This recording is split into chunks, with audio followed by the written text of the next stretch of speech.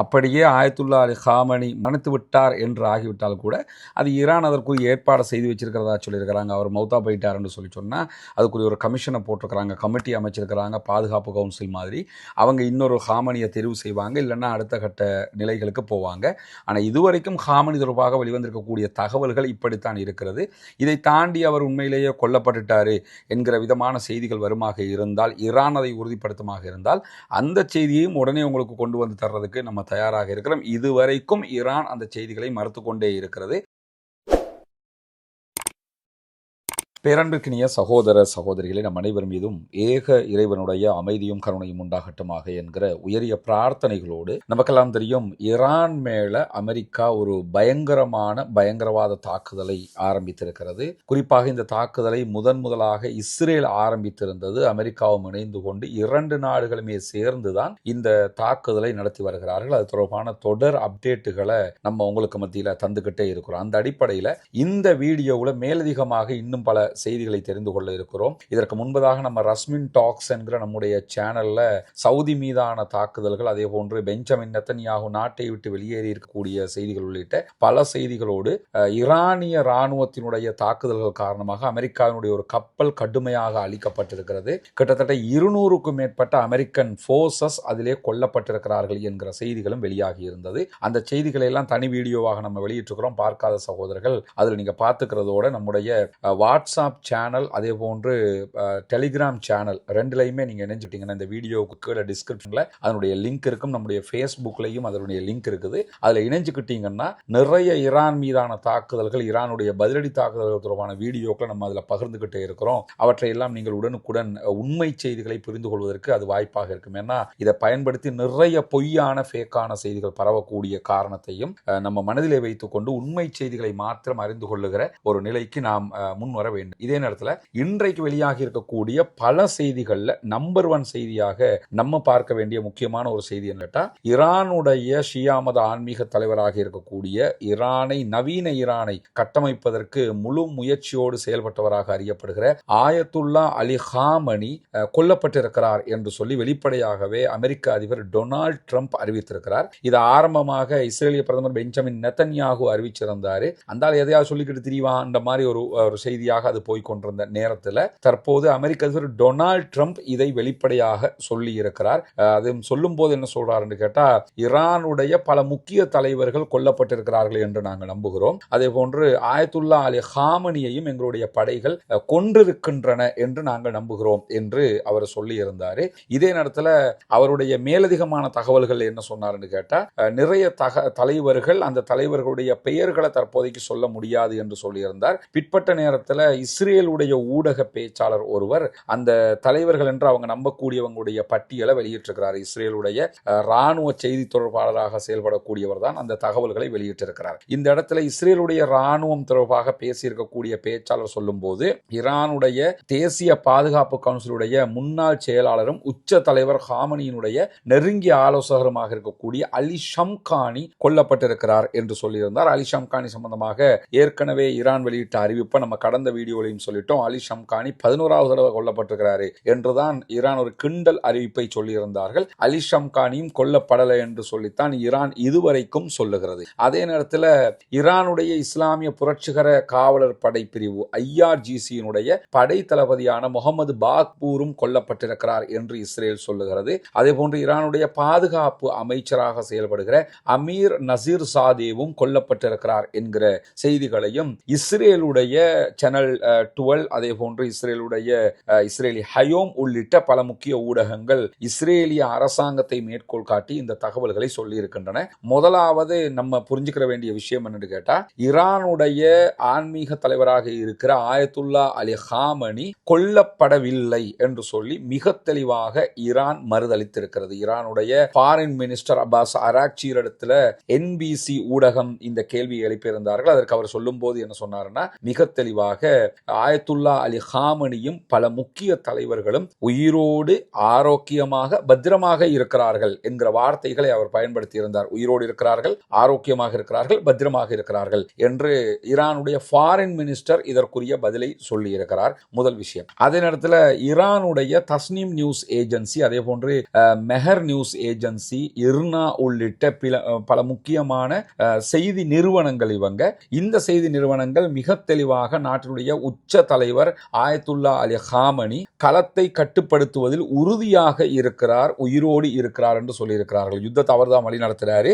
உயிரோடு இருக்கிறாரு என்கிற கருத்துப்பட அவர்களுடைய ஊடகங்களும் இந்த தகவல்களை சொல்லி இருக்கிறார். அதே நேரம் தெஹரான்ல இருந்து நேரடியாக தகவல்களை வெளியிடக்கூடிய அல் ஜசீராவினுடைய தோஹித் அசாதி இன்றைக்கு இது தொடர்பாக கருத்து சொல்லி இருக்கிறார். ஏன்னா தெஹரான் அவங்களுடைய கருத்து சொல்றாங்கன்னு வச்சுக்கிருவோம். இது அல் ஜசீராவுக்கான தோஹித் அசாதி வெளியிட்டிருக்கக்கூடிய தகவல்களை அல் ஜசீரா ஒளிபரப்பு செய்கிறது. அதுல அவங்க என்ன சொல்றாங்கன்னு கேட்டா, இதுவரையில் தெஹரான்ல இருந்து ஆயத்துல்லா அலி ஹாமனி கொல்லப்பட்டதாக எந்த அதிகாரப்பூர்வ தகவல்களும் இல்லை. அப்படி அவர் கொல்லப்பட்டிருந்தால் அது ஒரு பிக் நியூஸாக, ஒரு பெரிய பிரேக்கிங் நியூஸாக மாறி இருக்கும். தெஹரானுக்குள்ள அப்படியான எந்த ஒரு சஞ்சலமுமே கிடையாது அப்படின்னு சொல்லிட்டு என்பிசி ஊடகத்திற்கு அப்பாஸ் அராக்சி கொடுத்திருக்கக்கூடிய பேட்டியையும் அவர் மேற்கோள் காட்டியிருக்கிறாரு. அதை தாண்டி ஹாமனியினுடைய மக்கள் தொடர்பு அலுவலகம் அவங்க வெளியிட்டிருக்கக்கூடிய அறிக்கையில ஹாமனி மரணித்து விட்டார், கொல்லப்பட்டு விட்டார் என்கிற செய்திகள் மனப்பிரம்மை அப்படின்னு சொல்லி இருக்கிறாங்க. அது ஒரு பிரம்மையாக சொல்லப்படுகிறது தவிர உண்மையாக ஆயத்துல்லா அலி ஹாமனி அவர்கள்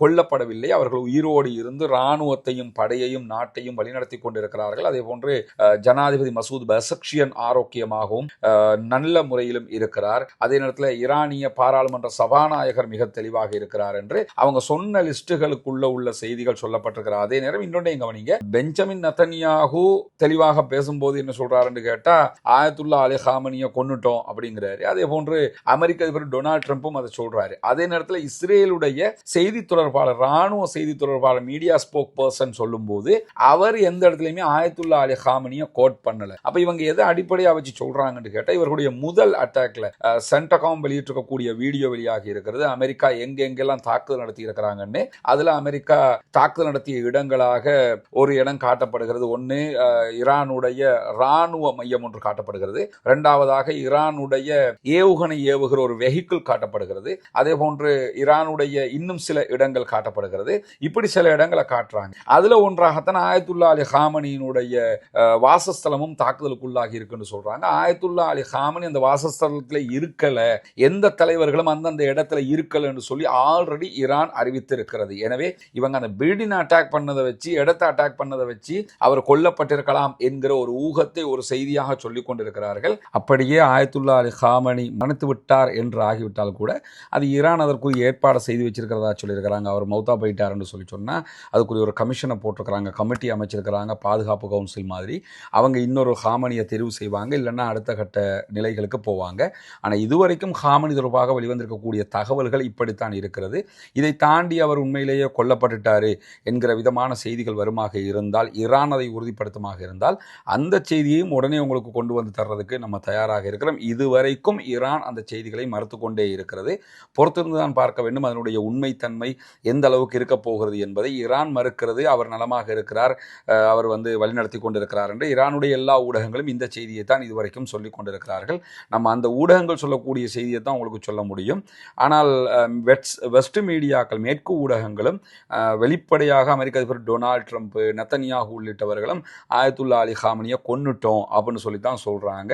ஆனால் அதை தெளிவாக ஏற்கனவே நம்ம சொன்ன மாதிரி ஈரான் மறுக்கிறது, ஈரானுடைய ஊடகங்களும் மறுக்கின்றன. நமக்கெல்லாம் தெரியும், கடந்த ரமலானுடைய மாதத்துல இஸ்லாத்தை ஏற்றுக்கொண்ட ஒரு 14 குடும்பங்களுக்கான வீடுகளை கட்டுகிற ஒரு பணியை நம்ம ஆரம்பிச்சிருந்தோம். அல்லாஹ்வினுடைய உதவியால் நீங்கள் செய்த தான தர்மங்கள், ஜகாத் நிதிகளால் அல்ஹம்துலில்லாஹ் 5 குடும்பங்களுக்கான வீடுகள் முழுமையாக கட்டி கொடுக்கப்பட்டு அவர்களுடைய கைகளிலேயே ஒப்படைக்கப்பட்டு விட்டது.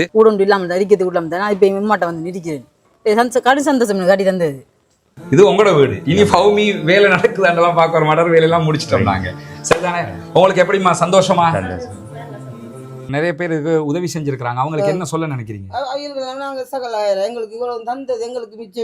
துவா செய்யுங்க, சரியா? தொழுகை, நோன்பு அதுகளை எல்லாம் ரொம்ப கடைப்பிடிச்சு கொள்ளணும், மார்க்க விஷயங்கள் தானே. அல்லாட்ட நம்ம உலகத்துக்கு எங்களால் முடிஞ்சதை நாங்கள் செஞ்சிட்டோம், மறுமைக்கு நீங்கள் தான் தேடிக்கொள்ளணும். சரிதானே? இந்த வீடு கட்டி முடிஞ்சதோட நாங்கள் வர்றோம். அவங்களோட மனைவி வந்துட்டாங்க வீட்டுக்கு. கேட்கும்போது என்ன சொன்னாருண்டா, நான் இதுக்குத்தான் நினைப்பேன், அந்த வீடு நீங்கள் கட்டி தந்துட்டீங்க, எனவே நாங்கள் இனி சந்தோஷமாக இருப்போம். என் பிள்ளைகள் இப்போ நிம்மதியாக பழக்கக்கூடிய அளவுக்கு நிம்மதியாரி அல்லாஹ் அவங்களோட எண்ணங்களை பேசாக்குவான் இன்ஷா அல்லாஹ். ரொம்ப மகிழ்ச்சியான தருணங்களாக அந்த தருணங்கள் இருந்தது. காரணம் என்னன்னா, இஸ்லாத்தை புனிதமிக்க வாழ்க்கை நெறியாக அவர்கள் ஏற்றுக்கொண்டிருக்கிறார்கள். ஏற்றுக்கொண்டவர்களுக்கு ஒரு வாய்ப்பாக அவர்களுடைய வறுமை நிலையை போக்கும் விதமாக இந்த சந்தர்ப்பம் அமைந்திருந்தது. அந்த அடிப்படையில் மீதமுள்ள 9 குடும்பங்களுக்கான வீடுகளை கட்ட வேண்டிய தேவை நமக்கு இருக்கிறது. நம்ம ஒட்டுமொத்தமாக கோடிக்கணக்கில் காசை கொண்டு வந்து வச்சு இந்த பணிகளை பண்றது இல்லைங்கிறது உங்களுக்கு தெரியும். நம்முடைய வீடியோவை பார்க்கக்கூடிய மக்களுக்கு கன்வே பண்றோம். அந்த மக்கள் தரக்கூடிய பொருளாதாரத்தை கொண்டுதான் இந்த வேலைகளை நம்ம செஞ்சுக்கிட்டு இருக்கிறோம். குறிப்பாக இந்த பணிகளுக்காக 100 ரூபாய், 200 ரூபாய், 500 ரூபாய், 1000 ரூபாய் என்று சின்ன சின்ன தொகைகளை கூட தந்து உதவிய பெருமனது கொண்ட சகோதர சகோதரிகளை நம்ம பார்த்திருக்கிறோம். அதே மாதிரி லட்சங்களில் உதவி செய்த சகோதர சகோதரிகளையும் பார்த்திருக்கிறோம். ஒவ்வொருத்தருக்கு எவ்வளவு முடியுமோ அந்த அடிப்படையில் நமக்கு அதை தந்து உதவி இருக்கிறார்கள். அதன் அடிப்படையில் தான் 5 வீடுகள் கம்ப்ளீட்டடாக நம்ம கட்டி கொடுத்திருக்கிறோம் அல்ஹம்துலில்லாஹ். இப்போது நம்ம இருக்கக்கூடிய இந்த பகுதிகளில் 4 வீடுகள் கட்டுவதற்குரிய ஏற்பாடு நடந்து கொண்டிருக்கிறது. 2 வீடுகளுக்கான அத்திவாரம் போட்டிருக்கிறோம். இந்த அத்திவாரம் தித்வா புயல் வர்றதுக்கு முன்னாடி போட்டது. புயல் வந்ததோடு அந்த புயல் பணிகள் அந்த வேலைகளால் நமக்கு இதெல்லாம் நிறுத்தி இருந்தோம். அதனால தான் நம்ம விளம்பரங்களும் அது தொடர்பாக எங்கேயுமே போடலை. தற்போது புனிதமிக்க ரமதானுடைய மாதத்தை அடைந்திருக்கிறோம். நபிகள் நாயகம் ஸல்லல்லாஹு அலைஹி வஸல்லம் அவர்கள் காற்றை விட வேகமாக ரமலானிலே தர்மங்களை செய்வார்கள், தான தர்மங்களை அள்ளி கொடுப்பார்கள் என்கிற நபிமொழிகளை சஹீஹுல் புகாரி, முஸ்லிம் உள்ளிட்ட நபிமொழி கிரந்தங்களில் நம்ம பார்க்கிறோம். ஏன்னா அவ்வளவு அதிகமாக ரசூலுல்லாஹ் தான தர்மங்களை செய்து கிடைக்கிறதையெல்லாம் கொடுத்து நன்மைகளை சேகரித்துக் கொள்வார்கள். அதே நேரத்தில் அல்லாஹு தஆலா திருமறை குர்ஆனில் ஜகாத்து பெறுகிற கூட்டத்தினரை பற்றி 8 கூட்டத்தினருக்கு நீங்கள் ஜகாத்து வழங்க முடியும் என்று சொல்லும்போது அதிலே ஒரு கூட்டத்தினராக முஅல்லஃபத்துல் குலூப், இஸ்லாத்தின் பால் உள்ளங்கள் ஈர்க்கப்படுகிறவர்கள் என்கிற ஒரு பிரிவினரையும் நமக்கு காட்டி தருகிறான். எனவே இஸ்லாத்தை ஏற்றுக்கொள்ளுகிற சகோதரர்களுக்காக ஜகாத்து நிதிகளை கொடுக்க வேண்டியது கடமையாக இருக்கிறது. ரமதானுடைய காலத்திலே ஜகாத்துகளை கணக்கு பார்த்து ஏழை எளிய மக்களுக்கு கொடுக்குகிற சகோதரர்கள் இந்த பணிக்காகவும் ஒரு போர்ஷனை ஒதுக்குங்க. உங்களால் முடிஞ்ச ஒரு தொகையை முன்னால் தெரிகிற நம்முடைய ஹியூமனிஸ்ட் பீப்புள் ஆர்கனைசேஷன் என்கிற ஆர்கனைசேஷன் அக்கௌண்ட்டுக்கு நீங்கள் வைப்பிலிட முடியும். அதே நேரத்தில் வெளிநாடுகளில் இருக்கக்கூடிய சகோதரர்கள் இந்த குறித்த அக்கௌண்ட்டுக்கு வைப்பிலிட முடியாது என்று சொல்லுகிற போது அதில் முன்னாடி தெரிகிற என்னுடைய வாட்ஸ்அப் நம்பருக்கு நீங்கள் தொடர்பு கொள்ள முடியும். உங்களுக்கு எப்படி நீங்கள் பணம் அனுப்பணும் என்கிற வழிமுறைகளை நம்ம லீகலாக சொல்லித் தருவதற்கு கடமைப்பட்டிருக்கிறோம். எனவே நாமே ஆரம்பித்த பணி நாமே முடிக்க வேண்டும் என்கிற அடிப்படையில் நம்ம அத்தனை பேரும் சேர்ந்து 1000 ரூபா, 2000 ரூபா, லட்சங்கள் என்று எது நம்மளால் முடியுமோ அதை போட்டு இன்னும் ஒரு 9 வீடுகள் கட்டி முடிக்க வேண்டி இருக்கிறது. இந்த பணியில் அத்தனை பேரும் இணைந்து கொள்ளுங்கள். உங்களுடைய ஜகாத்து தான தர்மங்களை ரமதானுடைய காலத்திலே இதற்காக வழங்குங்கள். வாரி வழங்குகிற போது நாளை மறுமையிலே அல்லாஹு தஆலா உயர்தரமான ஜன்னத்துல் ஃபிர்தௌஸிலே உங்களுக்கான அழகான ஒரு வீட்டை தருவதற்கு காத்து கொண்டிருக்கிறான். ஏழை எளிய மக்களுக்காக உழைப்போம், அவர்களுக்காக கொடுப்போம். நாளை மறுமையில் நிரப்பமான கூலிகளை பெற்றுக்கொள்வோம். எனவே இதற்காக உதவி செய்யுங்கள் என்கிற பணிவான கோரிக்கையோடு இரண்டாவதாக இன்னும் ஒரு செய்தி வெளியாகி கொண்டிருக்கிற இஸ்ரேலி காட்ஸ், இஸ்ரேலுடைய பாதுகாப்பு அமைச்சர் ஈரானுடைய தாக்குதல்களில் கொல்லப்பட்டிருக்கிறார் என்கிற செய்தி. இந்த செய்தியை இதுவரைக்கும் இஸ்ரேல் மறுதளிக்கவில்லை. அவர் கொல்லப்பட்டுட்டாருன்னு நம்ம உடனே முடிவெடுக்க முடியாது. ஏன்னா அவர் கொல்லப்பட்டதாக வரக்கூடிய செய்திகளும் ஒரு சில ஊடகங்கள் தான் சொல்லிக் கொண்டு, அல் ஜஸீரா உள்ளிட்ட ஊடகங்கள் இன்னும் அப்படியான ஒரு செய்தியை வெளியிடவே இல்லை. அதையும் கவனித்துக் கொள்ளுங்கள். ஒரு சில ஊடகங்கள் இப்படியான ஒரு செய்தியை சொல்லுகிறார்கள். ஆனால் அப்படி ஒரு ஊகம் அல்லது ஒரு விமர்சனம் வருகிற போது ஒரு நாடு அப்படி ஒன்று நடக்கலன்னு சொல்லணும்ல. ஆனா அவங்க எங்கேயுமே அப்படி சொல்லல. இஸ்ரேல் இதுவரைக்கும் அதை மறுதளிக்காமல் இருக்கிறார்கள். ஆனால் மறுதளிக்கவில்லை என்பதற்காக இஸ்ரேலி காட்ஸ் கொல்லப்பட்டு விட்டார் என்கிற ஒரு நிலைக்கு நம்ம வந்துட முடியாது. காரணம் என்னன்னா, எந்த விதமான ஒரு பிரபலமான ஊடகங்களும் அப்படியான ஒரு செய்தியை சொல்லவில்லை. ஏன்னா நம்ம இப்ப நான் பேசுகிற நான் ஈரானுக்குள்ள இல்லை அல்லது நான் இஸ்ரேல்ல இல்லை. அங்க என்ன நடக்குதுங்கிறதை எனக்கு கரெக்டாக நான் சொல்லிட முடியுமா? நான் பார்த்த மாதிரி சொல்ல முடியாது. ஆனால் எதை வச்சு நம்ம சொல்றோம்னு கேட்டால், நம்ம பொதுவாக ஒன்று புரிஞ்சுக்கிறோங்க. நம்முடைய செய்திகள் எல்லாமே பெரும்பாலான 99% செய்திகள் அல் ஜஸீராவினுடைய தமிழ் பதிப்பாக நீங்க புரிஞ்சுக்கலாம். அல் ஜஸீரா எதை சொல்றாங்களோ அதைத்தான் நான் உங்களுக்கு தமிழ்ல கன்வே பண்ணிக்கிட்டு இருக்கேன். அவங்க அரபுல போடுவாங்க, ஆங்கிலத்துல போடுவாங்க, அதை தமிழ்ல உங்களுக்கு கன்வே பண்ணிக்கிருக்கேன். இது இல்லாம குதுஸ் நெட்வொர்க், இர்னா, ஈரானுக்குள்ள இருக்கக்கூடிய பல ஊடகங்கள், Tasnim news agency, Mehr news agency எல்லாமே அந்த இவங்க சொல்ற எந்த தகவலா இருந்தாலும் அதுல போய் நம்மளும் பார்த்துக்கிட்டு இருக்கிறோம். அதே நேரத்தில் இஸ்ரேலுக்குள்ள இருக்கக்கூடிய ஹரேட்ஸ், அதே போன்று இஸ்ரேலி ஹயோம், அதே போன்று ஜெருசலம் போஸ்ட், தி இஸ்ரேலி டைம்ஸ் உள்ளிட்ட ஊடகங்கள் அவற்றை நம்ம தொடர்ந்து கண்காணிச்சு வர்றோம். அங்க இருக்கக்கூடிய தகவல்களை பார்த்து தான் நம்ம உங்களுக்கு சொல்லிக்கிட்டு இருக்கிறோம். சும்மா ஒருத்தர் சொல்றதை நமக்கு சொல்லிட முடியாது. இஸ்ரேலி காட்ஸ் கொல்லப்பட்டதாகவோ அவருக்கு ஏதாவது நடந்ததாகவோ இதுவரைக்கும் இஸ்ரேலுடைய எந்த ஊடகங்களும் அப்படி ஒரு செய்தியை சொல்லல. இல்லைன்னு அவங்க மறுக்கவும் இல்லை. மறுக்கலங்கிறதுனால அது உண்மைன்னு சொல்லிடவும் முடியாது. ஆனால் இப்படி ஒரு தகவல் வருகிறது. ஒரு சில ஊடகங்கள் அந்த செய்திகளை சொல்லிக் கொண்டிருக்கிறார்கள் என்பதையும் நம்ம புரிஞ்சுக்கிறோம். இதே நேரத்தில் பஹ்ரைன்ல இருக்கக்கூடிய அமெரிக்க தூதரகம் ஒரு முக்கியமான அறிவித்தலை விடுத்திருக்கிறாங்க. அது என்னன்னு சொல்லி சொன்னா, உயரமான கட்டிடங்கள்ல இருக்கக்கூடிய அமெரிக்கர்கள் அங்கிருந்து வெளியேறிடுங்க அப்படிங்கிறாங்க. இதுல கூட என்ன கவனிச்சீங்கன்னா, உயரமான கட்டிடங்கள் இருக்கு எல்லாரும் வெளியேறுங்கன்னு சொல்லல, அமெரிக்கர்கள் வெளியேறுங்க. அமெரிக்கா தான் அவங்களுக்கு முக்கியம். ஏன்னா தற்போது மனாமா பகுதிகளில், பஹ்ரைனுடைய மனாமா பகுதிகளில் கடுமையான தாக்குதல்களை ஈரான் நடத்துகிறது. இதற்கு முன்பதாக அவங்க நடத்தினது அமெரிக்காவுடைய போர்ட், அமெரிக்காவுடைய பேஸுக்கு தான் அடிச்சுக்கிட்டு இருந்தாங்க. இப்போ எங்க அடிக்கிறாங்கன்னா பேஸை தாண்டியும் அடிக்கிறாங்க. குறிப்பாக எந்தெந்த இடங்களுக்கு அடிக்கிறாங்கன்னு பார்த்தீங்கன்னா, பஹ்ரைனுடைய மனாமா பகுதிகளில் இருக்கிற பல உயரமான கட்டிடங்களுக்கு அடிச்சிருக்கிறாங்க. துபாயில புர்ஜ் அல் அரப், புர்ஜ் கலீஃபா கிடையாது, புர்ஜ் கலீஃபா என்கிற ஒரு பெரிய ஒரு கட்டிடம் இருக்குதா இல்லையா, உயரமான கட்டிடம் இருக்கிறது. அந்த கட்டிடத்துக்கு கிடையாது, புர்ஜ் அல் அரப் என்கிற ஒரு கட்டிடம் இருக்குது. அந்த கட்டிடத்தினுடைய ஹோட்டல் பகுதிகளுக்கு அவங்க ட்ரோன் அட்டாக் பண்ணி இருக்கிறாங்க. குவைத்தினுடைய ஏர்போர்ட்டுக்கு ட்ரோன் அட்டாக் நடந்திருக்கிறது. துபாயினுடைய ஏர்போர்ட்டுக்கு தாக்குதல் நடத்தப்பட்டிருக்கிறது.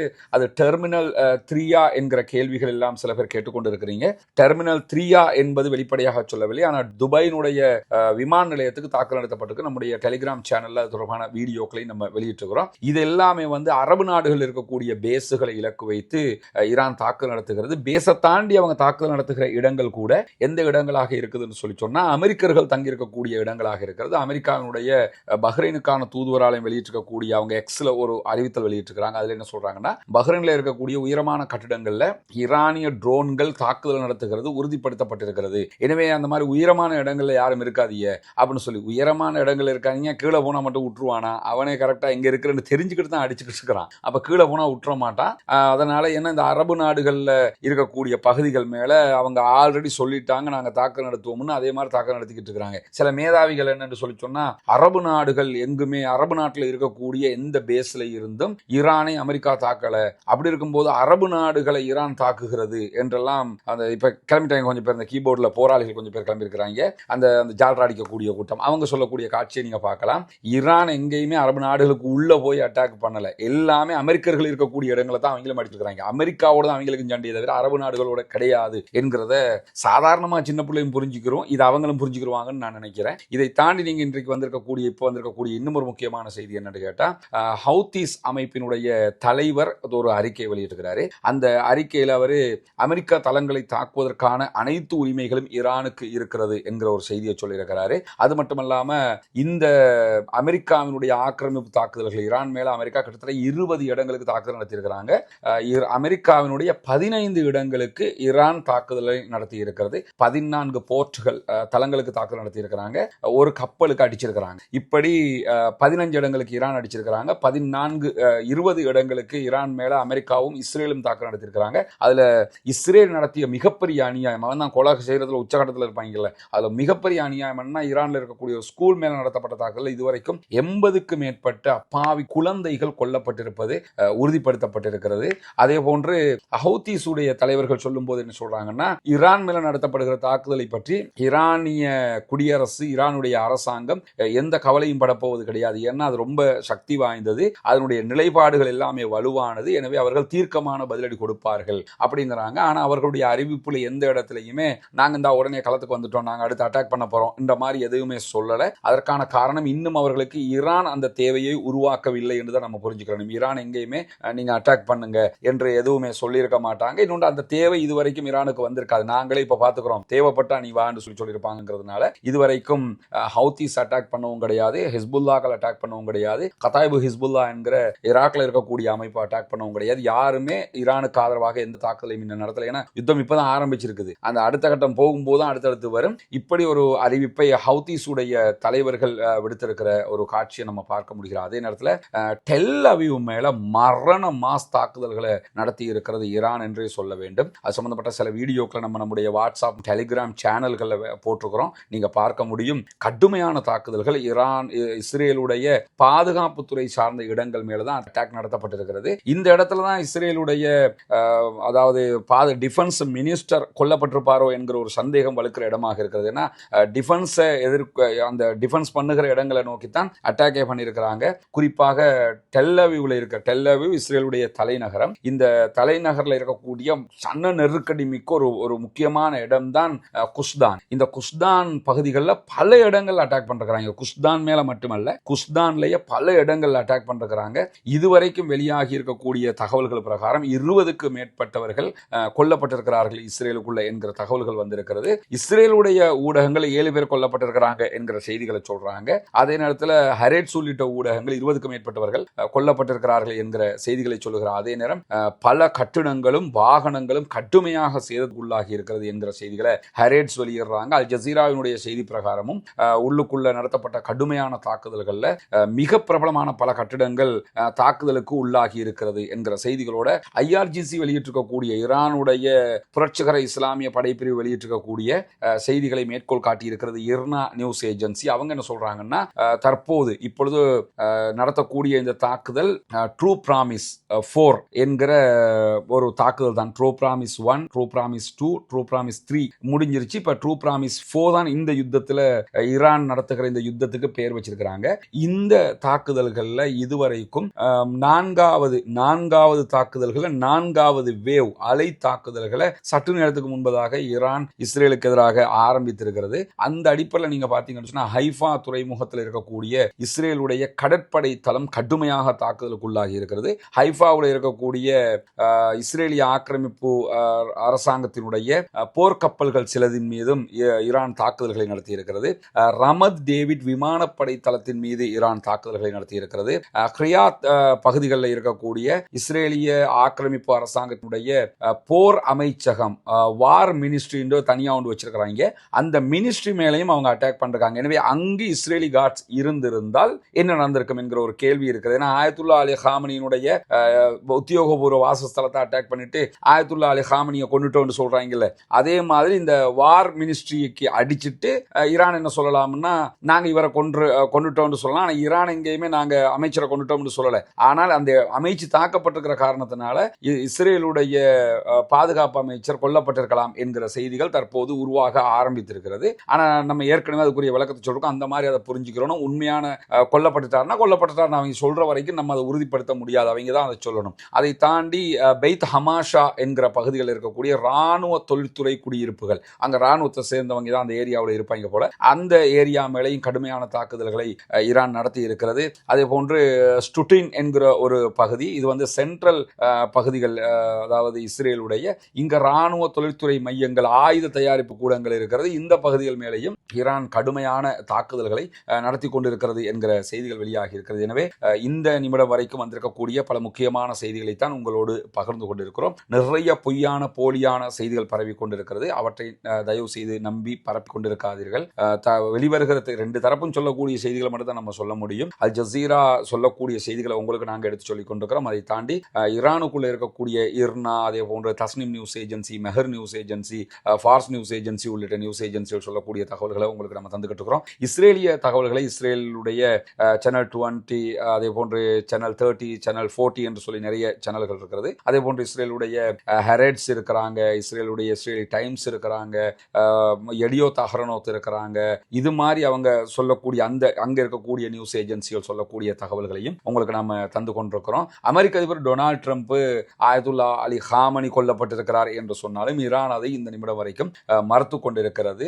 தாக்குதல்கள் தொடர்ந்து கொண்டிருக்கிறது என்கிற செய்திகளை தான் நம்ம புரிந்து கொள்ள முடிகிறது. எனவே உண்மை செய்திகளை உடனுக்குடன் நீங்கள் தெரிந்து கொள்ள, அறிந்து கொள்ள, சரியாக புரிந்து கொள்வதற்காக நம்முடைய ரஸ்மின் மயசி நியூஸ் என்கிற யூடியூப் சேனலையும், அதே போன்று ரஸ்மின் டாக்ஸ் என்கிற நம்முடைய மற்ற சேனலையும் நீங்க சப்ஸ்கிரைப் பண்ணிக்கொள்ளுங்க. ஏன்னா 2 சேனல்லையுமே நம்ம மாறி மாறி வீடியோக்களை போட்டுக்கிட்டு இருக்கிறோம். அதனால இந்த சேனல்ல மட்டும்தான் வீடியோ போடுவோம்னு அர்த்தமில்லை, மற்ற சேனல்லையும் அடுத்த வீடியோ போட்டுக்கிறோம். அதனால 2 சேனலையுமே சப்ஸ்கிரைப் செய்து கொள்வதனூடாக உங்களுக்கு உண்மையான செய்திகள் உடனுக்குடன் கிடைத்துவிடும். அதே போன்று நம்முடைய வாட்ஸ்அப், டெலிகிராம், இன்ஸ்டாகிராம், டிக்டாக் எல்லாவற்றிலும் நீங்கள் இதை ஃபாலோ அப் பண்ணிக்கிறீங்க. ரஸ்மின் மயசி என்கிற பெயர்ல இந்த தகவல்கள் உங்களுக்கு உடனுக்குடன் வந்து சேர்ந்துவிடும். யுத்தங்கள் நிறுத்தப்பட வேண்டும், பொதுமக்கள் மீதான தாக்குதல்கள் நிறுத்தப்பட வேண்டும், அமைதி திரும்ப வேண்டும். இது போன்ற தாக்குதல்கள், ஆயுத ரீதியிலான தாக்குதல்கள் நிறுத்தப்பட்டு அமைதியான பூவுலகு திரும்ப வேண்டும், ஜனநாயக ரீதியாக அனைவரும் நிம்மதியாக அமைதியாக வாழ்வதற்கான காலம் பிறக்க வேண்டும் என்கிற உயரிய பிரார்த்தனையை மிக்க ரமதானுடைய காலத்திலே முன்வைத்தவனாக முடித்துக் கொள்கிறேன். அடுத்தடுத்த செய்திகளை உங்களை தொடர்ந்து வந்தடையும் சகோதரர்களை இணைந்திருங்கள்.